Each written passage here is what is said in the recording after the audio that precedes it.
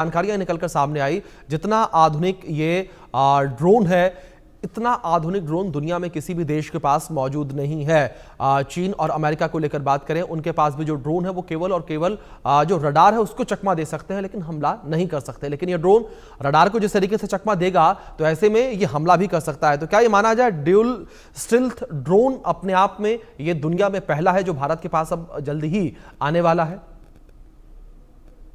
देखिए अभिषेक जी, हम जैसे बोलते हैं कि invention is the mother of necessity. तो बेसिकली नेवी ने 2022 में ये रिक्वायरमेंट दिया था कि हमें एक ऐसा ड्रोन चाहिए जो इंफ्रारेड, यानी कि जो कैमरे इंफ्रारेड क्या होता है, किसी भी इक्विपमेंट में जब कोई हीट जनरेट होती है उसके थ्रू वो पिकअप होता है। तो इंफ्रारेड से हमको ऐसे ड्रोन मिल जाए जो इंफ्रारेड उसको ना पिकअप कर पाए। तो ये कहानी वहां से शुरू हुई।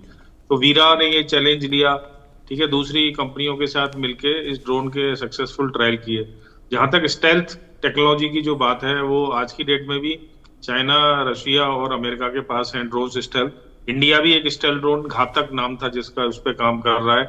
लेकिन ये जो डुअल स्टेल्थ टेक्नोलॉजी है, बेसिकली जो हम स्टेल्थ की बात करते हैं, stealth is only against the radars, क्योंकि सबसे पहले ड्रोन जो होते हैं वो रडार के थ्रू पिकअप होते हैं, और फिर इंफ्रारेड जो सिस्टम्स होते हैं बेसिकली वो होते हैं एंटी ड्रोन सिस्टम्स। उनको उससे इंफ्रारेड के से जो हीट जनरेट हो रही है उस इक्विपमेंट में, ड्रोन में, उसके थ्रू वो पिकअप करते हैं और वहां से निशाना लगा के उनको डिस्ट्रॉय किया जाता है।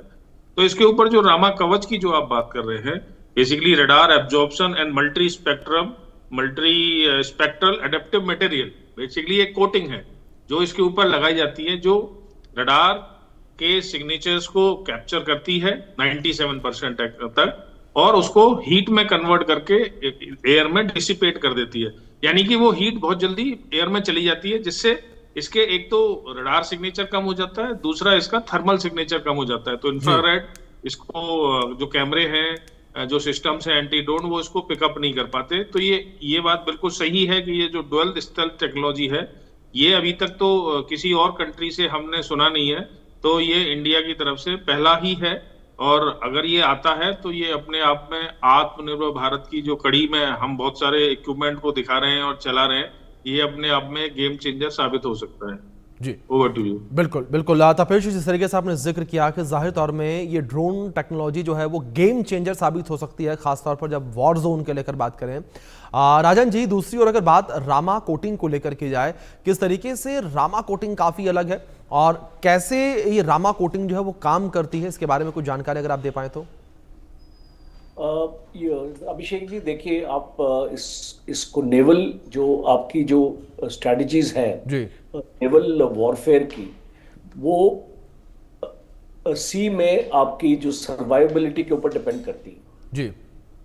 और जितना आप अपने आप को सक्षम रख सकें, आप सी में अपना सर्वाइव अपना कर पाएंगे।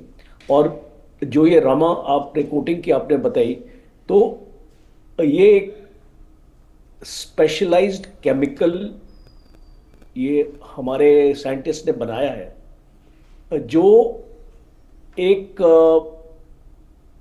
कैरेक्टरिस्टिक रखता है, जो भी आपका रडार का जो भी आपका जो सिग्नल आता है उसको ऑब्जॉर्ब करने के लिए, और साथ साथ आपकी जो इंफ्रारेड रेज है उसको ऑब्जॉर्ब करने के लिए।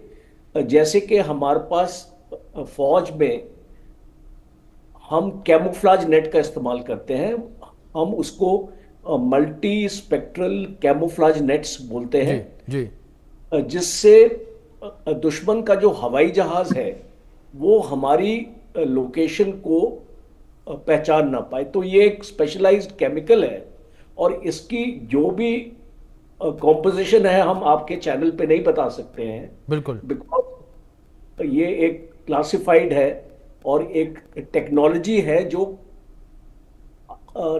आज भारत के पास है खाली। और जैसे आपने भी बताया कि कोई ऐसा देश नहीं है जो ये आपका रडार का अब्जॉर्प्शन भी कर सके और साथ साथ इंफ्रारेड को भी आपको बचा सके इंफ्रारेड रेडिएशन से। और सबसे खास इंपॉर्टेंट चीज़ है, देखिए, एक ड्रोन कैसे सक्सेसफुल होता है, सी में, ये जानना बहुत एक्चुअली जरूरी जी। है। उसकी 3-4 कैरेक्टरिस्टिक्स होती हैं। सबसे पहले होता है कि उसमें आपका जो स्टेल्थ फैक्टर कितना है कि दुश्मन से आप उसको बचा पाएंगे, क्योंकि हमने सिंदूर में भी देखा जी। हंड्रेड्स ऑफ ड्रोन्स पाकिस्तान ने लॉन्च किए थे, पर हमने सारे उड़ा दिए। जी। तो इसका मतलब कि एक स्टेल्थ फैक्टर उन ड्रोन्स में नहीं था जी। जो इस ड्रोन में आपको मिलेगा। दूसरा इंपॉर्टेंट फैक्टर होता है एंड्योरेंस का। जी। अब एक बार आपने लॉन्च इसको सी में एक्चुअली कर दिया तो कितना दूर आप इसको भेज पाएंगे। तो जैसे हम अगर एक इन्फेंट्री में, अगर हम एक फौज में बात करें,